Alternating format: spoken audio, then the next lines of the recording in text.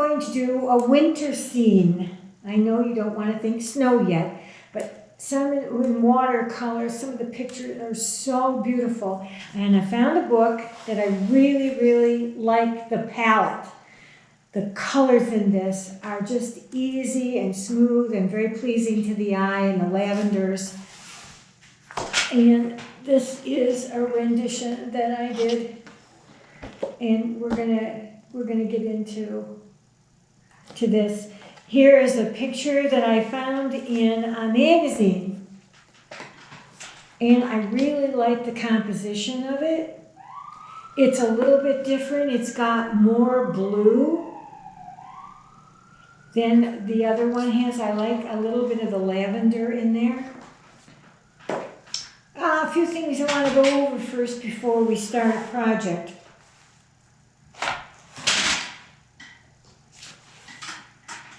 Paintbrushes.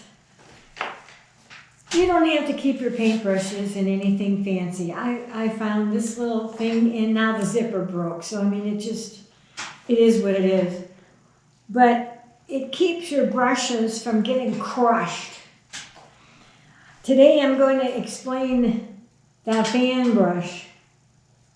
Because you see all these really cool brushes in the store, and you're wondering, should I or shouldn't I buy them? What am I going to use them for? Whatever. So I thought I'd demo a little bit what these brushes do. There's chisel edge.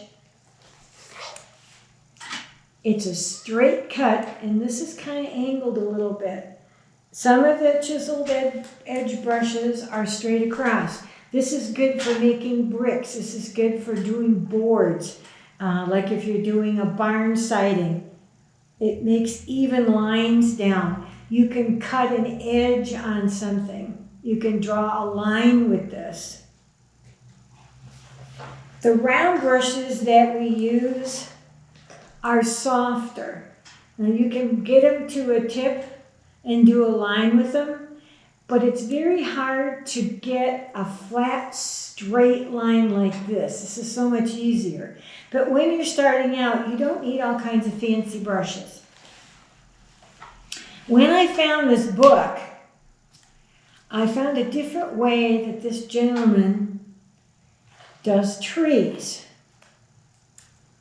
And I've never thought to do trees that way, so I thought I would share that with you.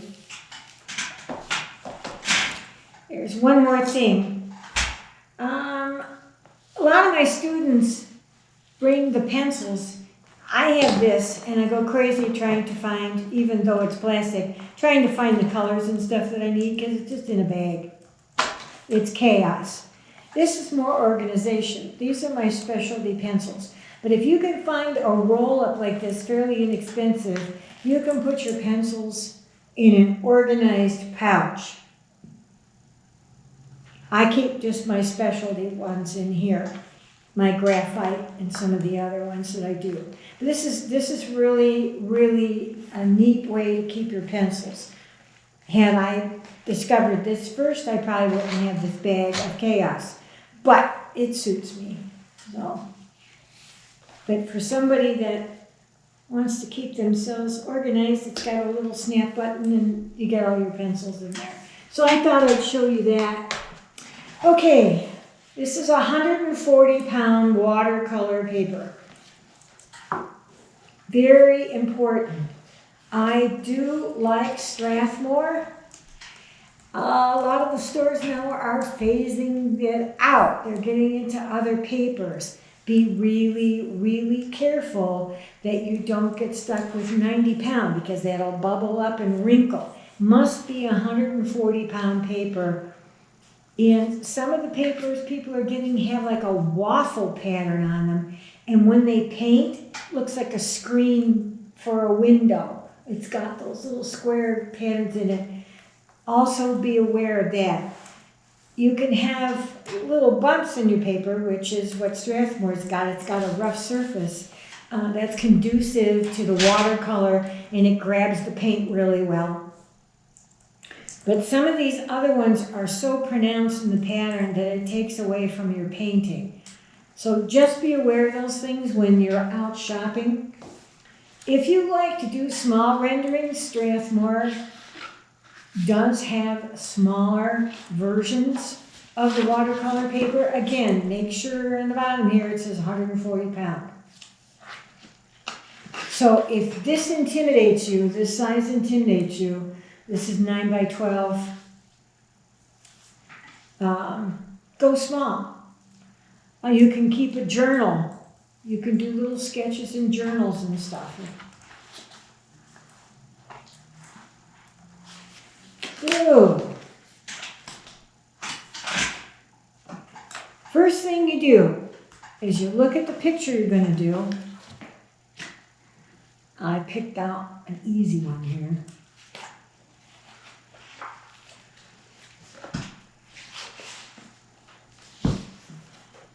Just a couple of trees, background, but you see the different colors in here. So what you do is you go into your watercolor pencils and you say, oh, I've got lavender here, and I've got a couple of different varieties, even on the front page of this book. I picked up this book because I love the cover. I love the colors, and I like winter paintings. So I picked out, there's a little bit of blue here, there's lavender and purple, so I pick up those pencils and I put them aside.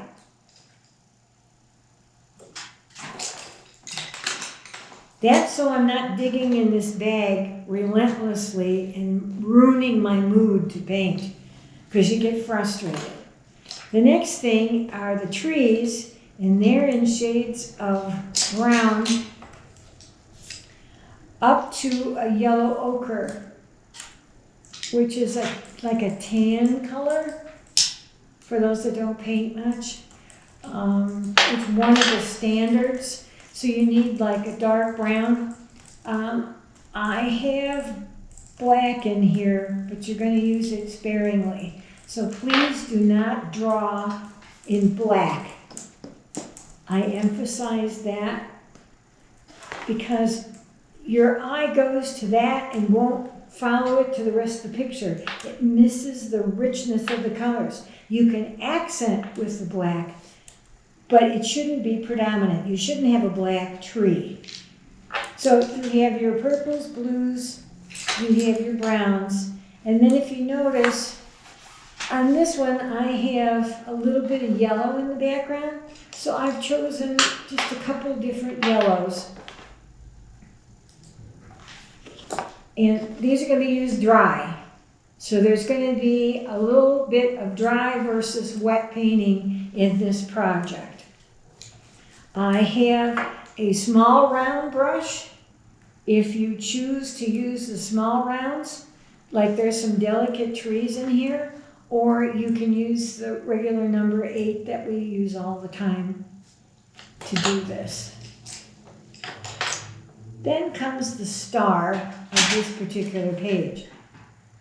This is the fan brush.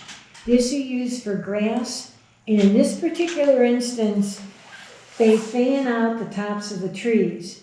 Now, I don't do my trees this way, but I thought I would show you how to use the brush just in case you're inclined to do that.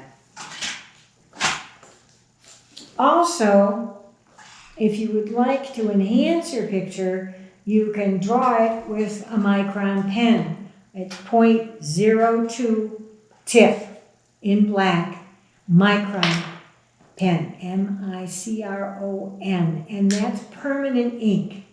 It's called archival ink because it's not going to deteriorate and water won't smear it. Some of them come in sets with all different tips. You don't have to do this. Some of them come in colors. All you need is one if you can find it. If you have to buy the set at the stores, look online. I think like Dick Blick and some of the other ones, you can buy single ones. This will last you a while. Just don't get the tip wet.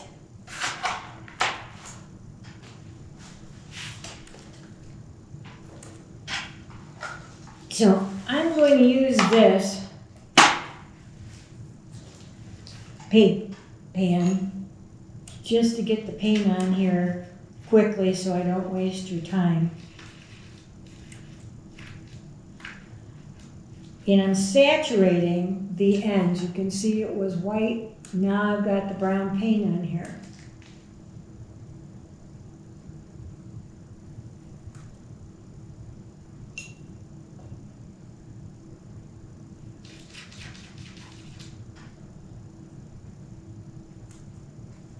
That's the kind of strokes it does. It kind of separates them out. So if you were doing,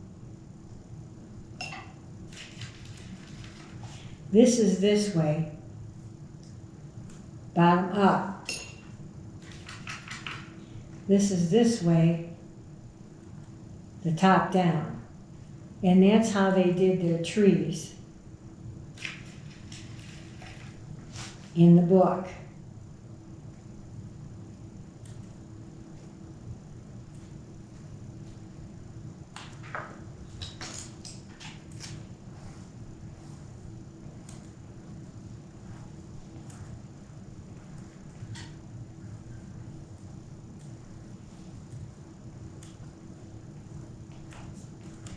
If you like this look, then it's perfect for you, then you can use that.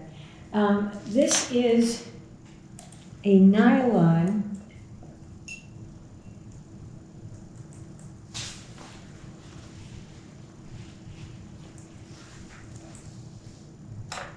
then in here I have one that's the boar's bristles, which is a little stiffer, and it gives you a little bit different look. Personally, like I said, I don't paint with this, I do it individually. This one I like much better because it's tighter.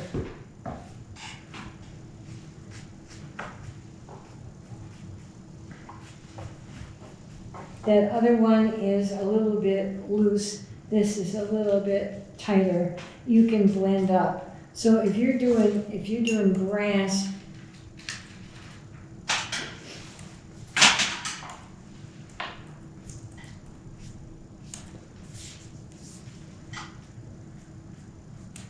that's the kind of strokes you're going to get. So I don't like the nylon.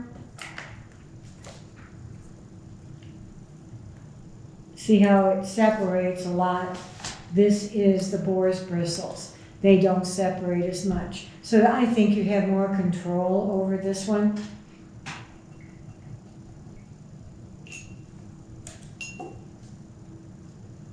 And this one keeps separated.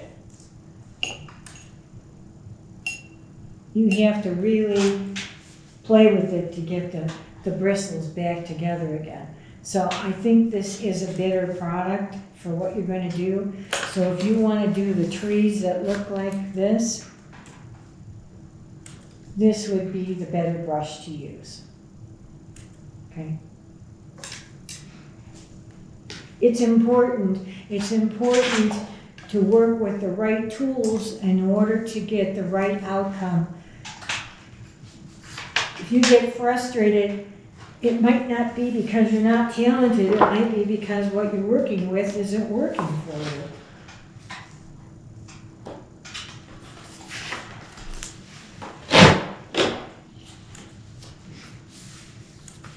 So when I start landscapes, take a look at the picture, see which way the picture is.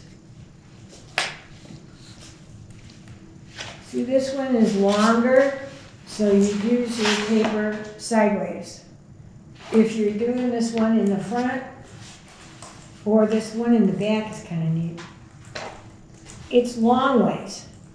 So make sure before you start, if you're looking at a picture, you have your paper in a way that's going to work for you.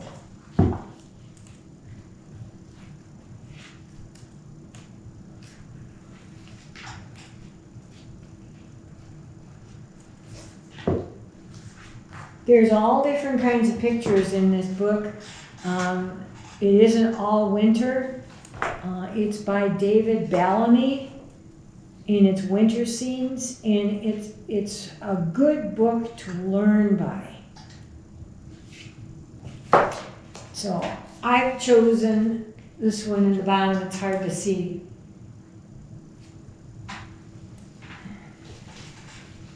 But it's similar to what I did here. So what you're doing is you're looking at your horizon line, which is where the earth meets the sky. In this piece, the focal point is here. You have trees and trees here. So what you're going to do first of all is get your horizon line in. And it's really light, very light lavenders in that. So you're going to use quite a bit of water. And you're going to load your brush. Now loading your brush is putting the color directly on your brush. This is the paint, remember, the same as that are in these pans, only it's in stick form, which makes it a whole lot easier to use, and it's not as wet.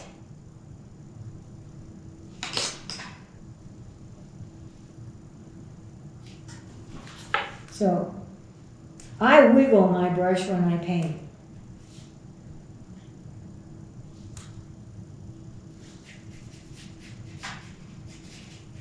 And I kind of blend it down. And I also spatter. And spattering is the brush at the tip of the pencil at a 90-degree angle, and you aim it to the paper. And you can get as close as you want. That puts the paint down. And then because the water's on your paintbrush, you can move that paint around. Or you can put the paint on the brush again and just go over what you did.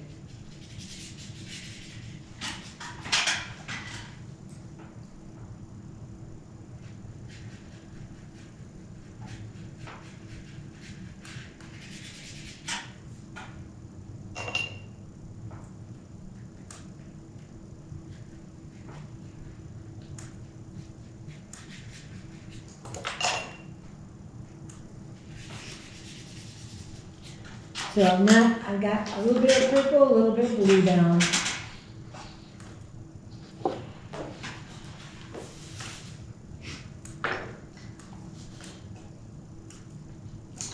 This scene's got a little bit of water, so it's got a lake here.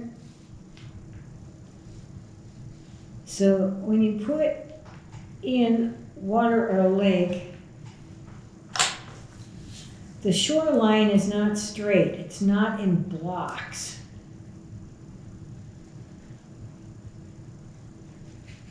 It kind of meanders. So you kind of put the lines in like that.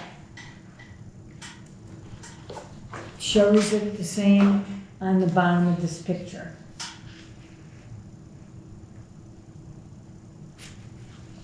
If you look at the Grand Canyon, the way the river cuts it and flows back and forth. It's like little fingers moving out.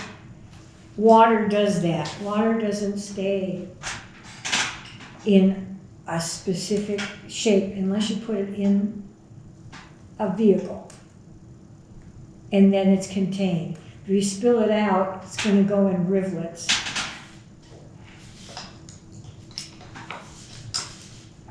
So, my watercolor pencil,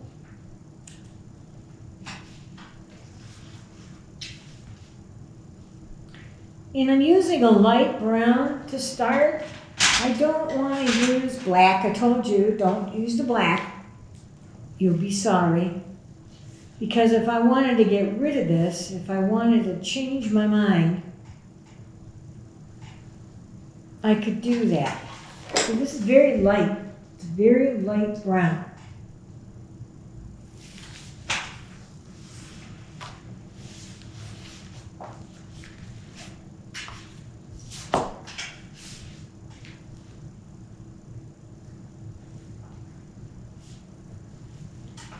And I'm gonna put trees in along the riverbank.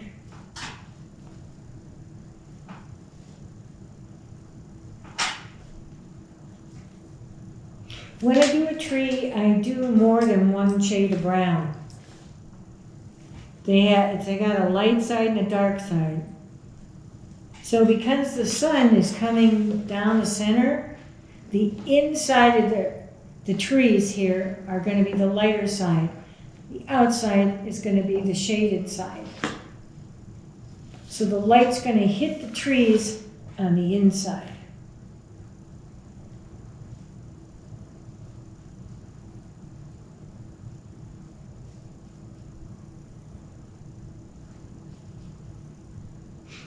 And trees are not straight up and down. If you look outside anywhere, they branch off. And then their roots come down and kind of splay out. They don't go in like a telephone pole. So pay attention to what the trees look like and try to copy from nature. That's the plein air. The plein air is when you paint outside. Go outside, take a look at trees. Make some sketches. That's the first thing that we learned in art school was trees, and we spent weeks and months on trees. Every kind of tree imaginable.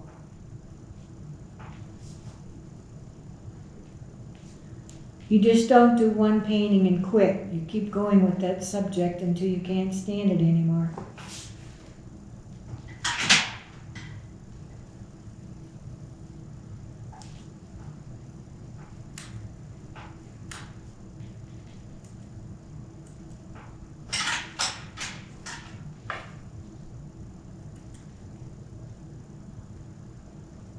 Sometimes with the brown on a tree, I'll add some darker blue.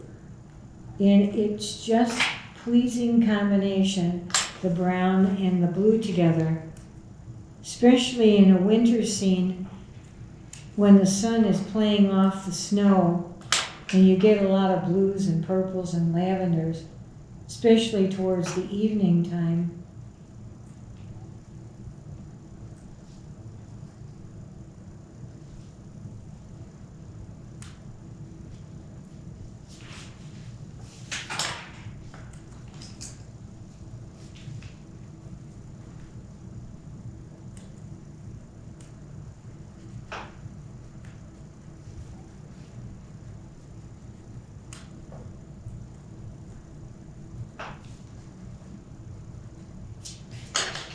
So you got your little grove of trees started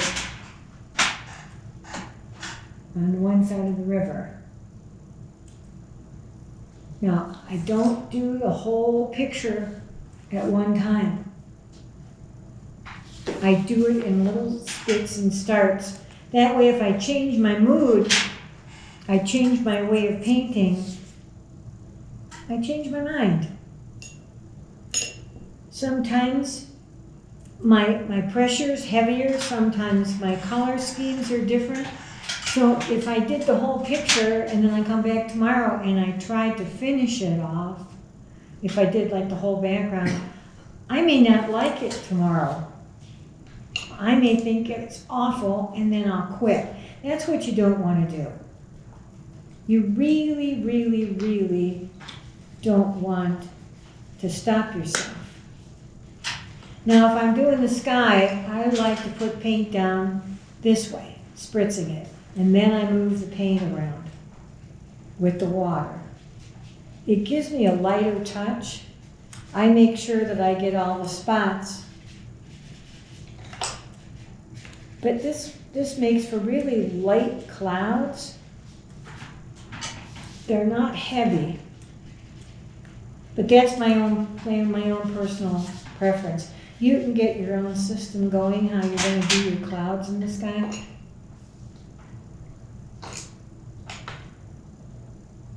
But make sure that when you're outside, you're looking at those clouds once in a while. Because someday you're going to want to paint them.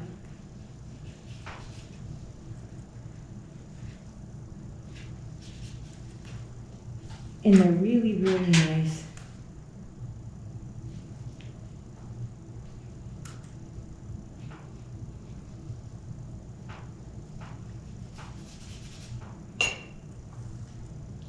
So I put the paint down and I squiggle my brush. So when I squiggle my brush, I'm pulling it away from my subject matter. And then I phase it into infinity with water.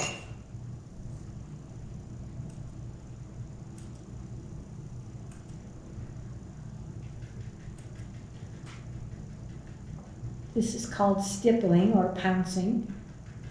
If you want to get leaves on your trees, you can pounce your paintbrush on here. That moves the paint differently on your paper than painting it straight. There's a few leaves left on the trees. It's not completely bare yet in this landscape.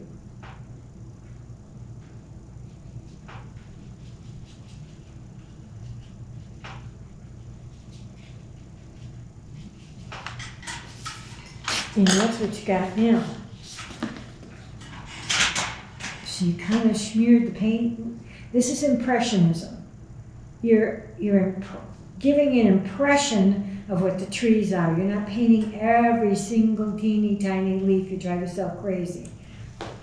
So when you're first starting out, impressionism is a good vehicle.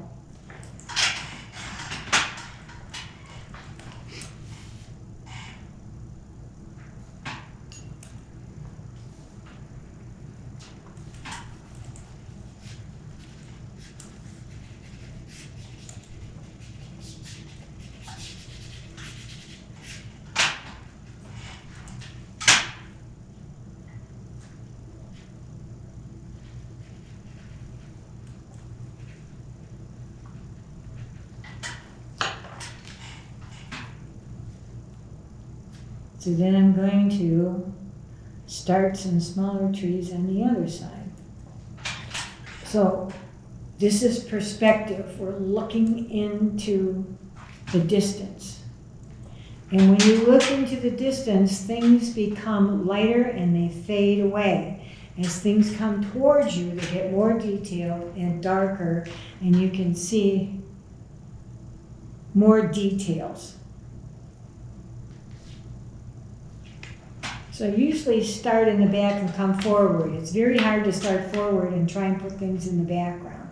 So that's why I try and put a little bit of background color first and then put things over it. I can always enhance them later. But it's really difficult to get the sky in between the trees. So it's much easier to put the trees down over the sky.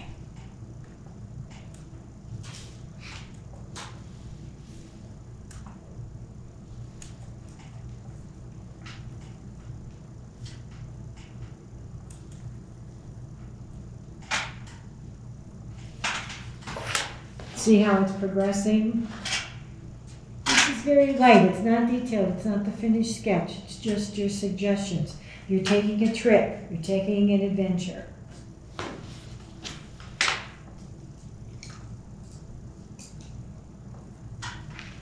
And if you also notice, I don't have any black in here. I'm keeping it very, very light. I've got 2 different shades of brown now, and I have a little bit of blue in here.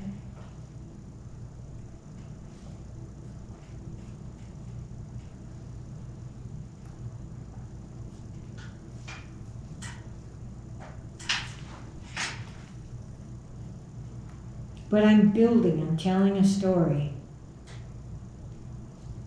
I'm not rushing through this. I'm not trying to get the whole background done at one time. I'm relaxed. I'm taking my time.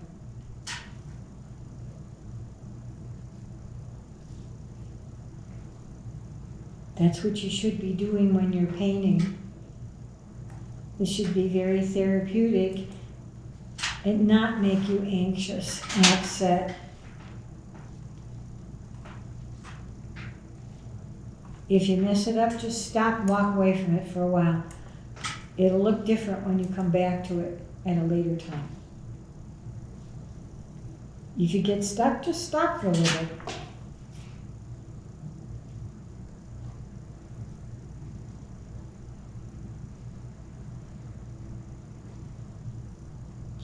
I'm using a light touch and I'm using a lot of small strokes to try and get the impression of wood, the impression of the tree bark. You don't want it smooth.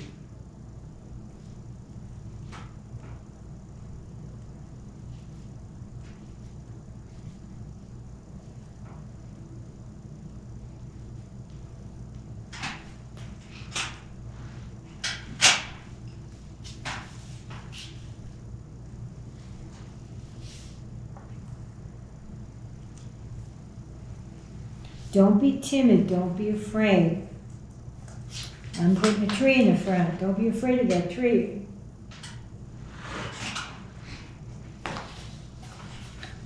Just put it in there and let it make its statement. You can always add little branches later. You can always change it up. Doesn't have to be perfect right away. Just give yourself some time to express yourself, for the tree to come to life. I always make my trees dancing in the woods.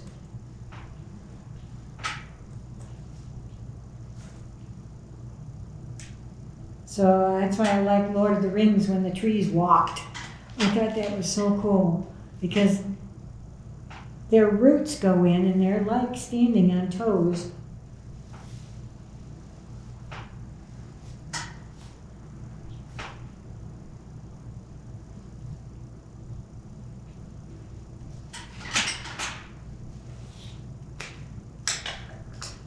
So let them express themselves as best they can. See, I put dark brown down, and then I got a lighter brown going in. And then every now and then I'll throw some purple with the brown. The purple color tones the brown down, so it's not so boring. Now, you're not doing bright purple trees unless you're into Salvador Dali or something to that effect. But you're adding some life. If you look at a tree, it's got lichens, and the lichens are grays and greens and a little bit of yellows. You find blues in there, all different kinds of colors. It behooves you as an artist to really look at things. Take things apart, look at seed pods, look at all the different colors in there. They're not just one color. They're not just all brown. They're not just all green. They're all different shades. Nature is absolutely wonderful. It's a challenge as an artist to duplicate. And there's some really, really great Renaissance artists that did wonderful with the paint pigments that they had. They didn't have all this fancy stuff that we've got today. They used egg, tempera, and oil, and heavy metal minerals and things like that that are dangerous that we're getting away from, like cadmium.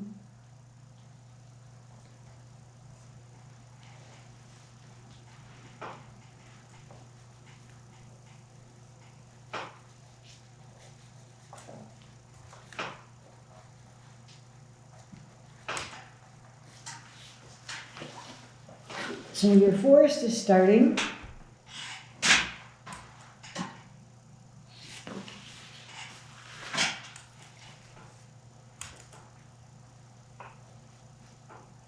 And this tree looks a little bit thin, so I'm going to add a little bit more to it.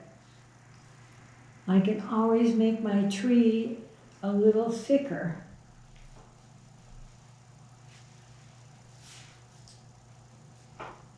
And bring it more forward.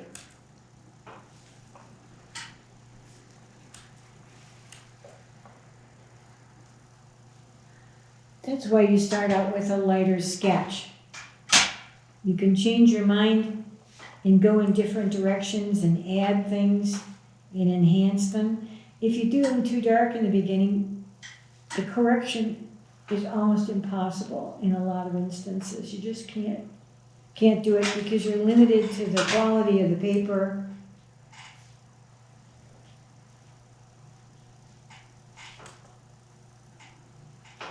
Remember I said in the beginning, you get in the front, you can add a lot more detail. So I've thickened up the branches here, and now I'm adding a whole bunch of the side branches, those little twigs. I don't have to do that in the back here. They're just suggested in a lot of instances. Because when you look out, you see a blur a lot of times anyway. You don't see any detail. Your eyes are limited as to what they can pick up.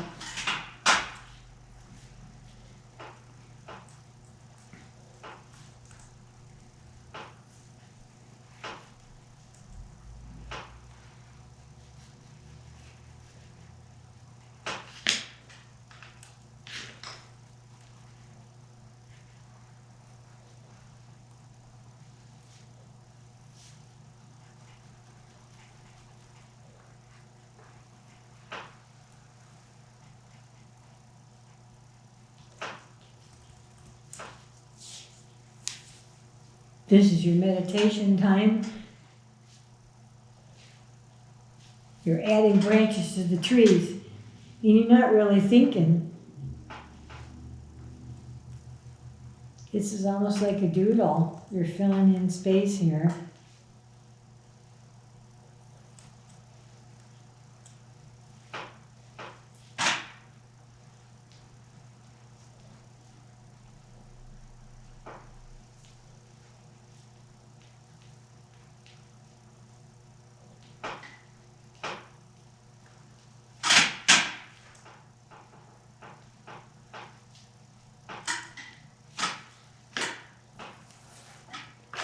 So every now and then, if you want to, you can add a little bit of water. If you want to smooth it. Not a lot. Use a damp brush. Use the very, very tip of your round. That'll soften your lines up. And then, like I said, you can stipple. And that'll put the illusion of some leftover leaves in here. And put some extra shadows and things in.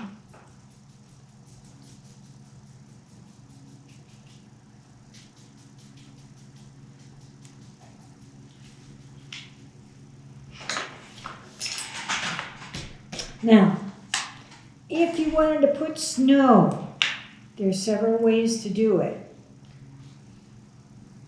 You can use acrylic white, which with watercolor is a no-no. But you can do it if you have the paint at home. What they recommend using is a white India ink or Chinese white. It's a watercolor in a tube paint. The white in the pencil doesn't work.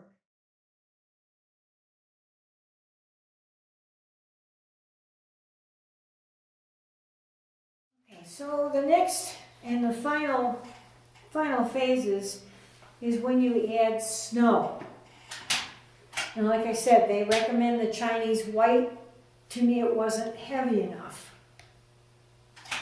So this changes your watercolor into a mixed media when you use the white acrylic paint. So even though they don't recommend it for watercolor, for all intents and purposes, what we're going to do here and for your greeting cards and whatever, I like to add the snow with acrylic paint.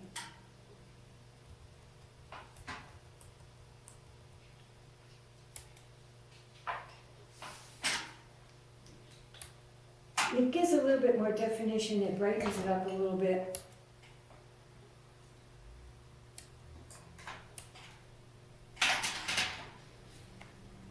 Now there's spots in the picture that are lighter than this, so I want to add some contrast. I want to put some dark in.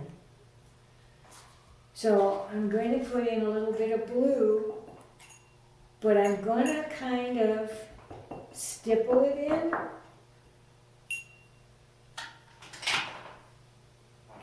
This is where you get a little creative, and I'm going to spatter a little bit to give it some texture in the background. Because you look down the street, by the time you get to the end of the street, everything's kind of blurry.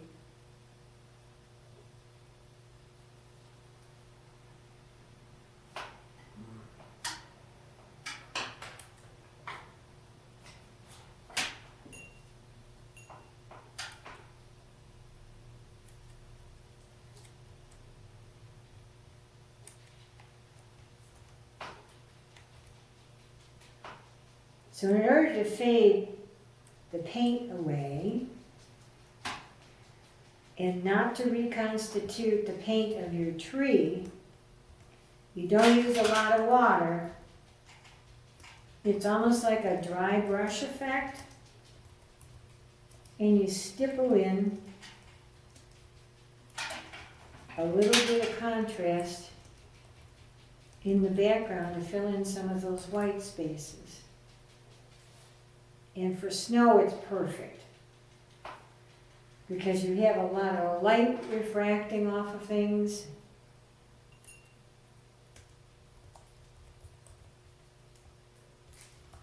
It's kind of neat.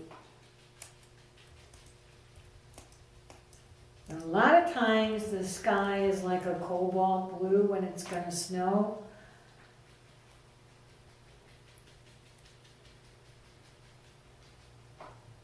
So the real light robin egg blue sky kind of goes away when you got snow clouds coming. And it's one of those uh-oh moments. Just like when you see hail clouds, they're that real dark color. So when you stipple in the sky, you get that kind of effect. It makes you think of winter,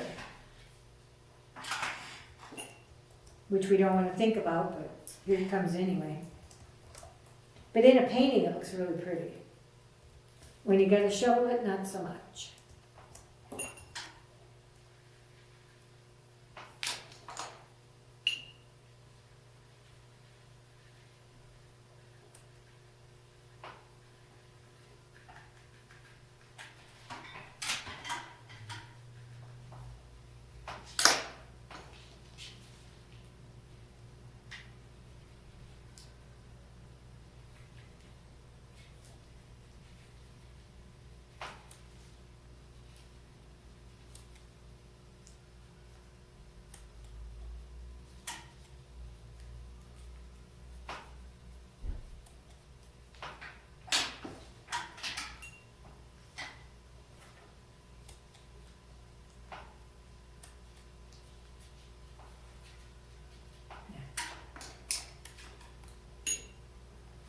I tried using a smaller brush. It doesn't pull the paint across. So your number 6 or number 8 brush is a lot better for blending your paint. I tried this little one. It doesn't pull enough paint across the page. It's better for lines.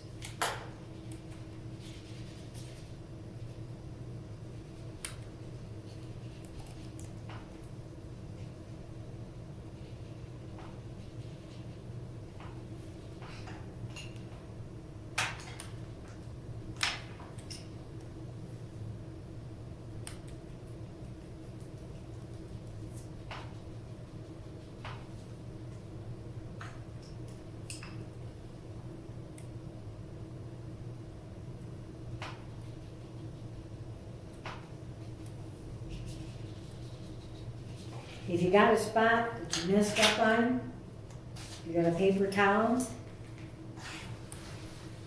you got water, and you go back and please don't rub.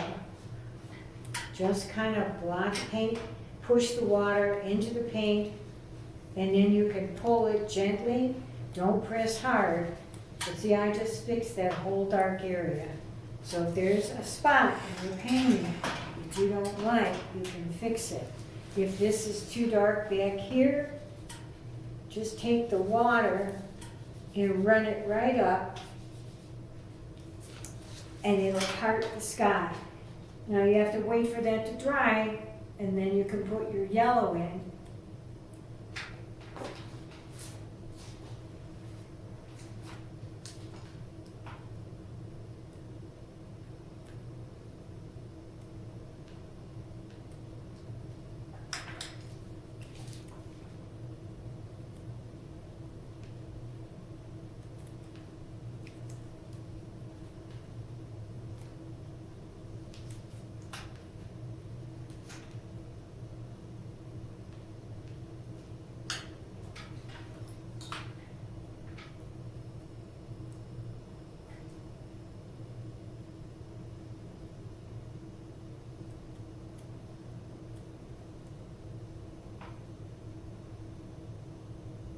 I'm using the Chinese white to lighten up a little bit the background, but it really doesn't define the snow as much as I want.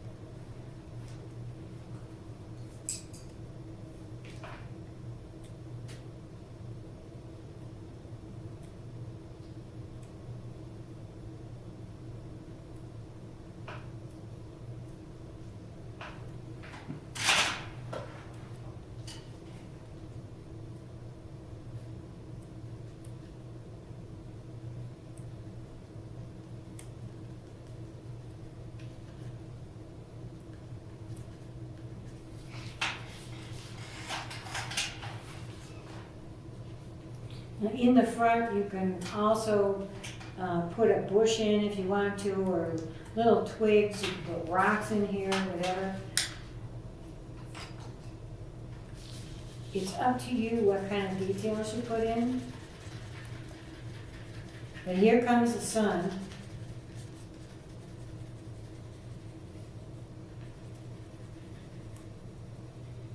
And ideally, this space should be dry, and you're using dry, and you're using the side of the pencil. Use the point, you got wet paper, you're going to scrape that paper, and the sky's going to be all these parallel lines. You want a nice soft glow to the sky. And then you want it reflected on the snow and the water.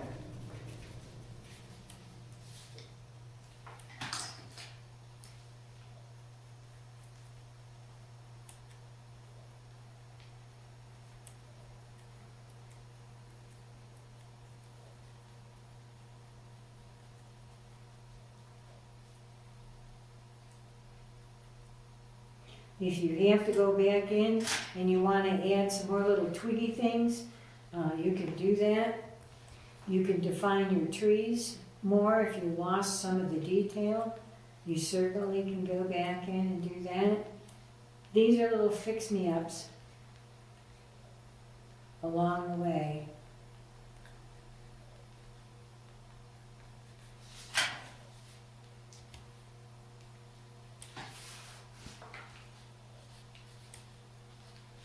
There you go. You're all finished.